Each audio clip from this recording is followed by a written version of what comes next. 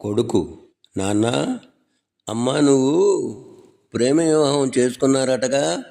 తండ్రి, మాది ప్రేమ వివాహం అని నీకెవరు చెప్పారురా? కొడుకు, ఏమీ లేదు, నా పుట్టినరోజుకి మీ పెళ్లి తేదీకి మధ్య కేవలం 5 నెలలే తేడా ఉంటేను. భర్త, ఏంటే అలా కదలకుండా కూర్చున్నావు?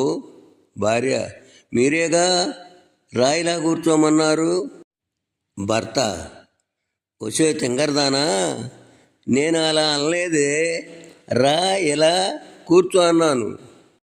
భార్య, మీరు తెచ్చిన చీర ఎలా ఉందో చూడండి, మీకు అసలు చలక్ష రాదని తెలిసిన మిమ్మల్ని తెమ్మన్నాను, చూడండి, నాకు బుద్ధి లేదు.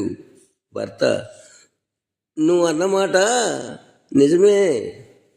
మన పెళ్ళైన కొత్తలో నీకు చీర కట్టుకోవడం రాకపోతే స్వయంగా కట్టి చీర కట్టుకోవటం నేర్పా. బుద్ధి ఉన్నవాడు ఎవరైనా అలా చేస్తాడా? నేను తెచ్చిన చీర కట్టుకొని నీకు తెలిసిన వాళ్లకు చూపించు, నా సెలక్షన్ ఏంటో తెలుస్తుంది అంటూ బయటికి వెళ్ళాడు. చీర కట్టుకొని అందరికీ చూపిస్తుంది. నీకంటే నువ్వు కట్టుకున్న చీర చాలా బాగుంది అంటారు.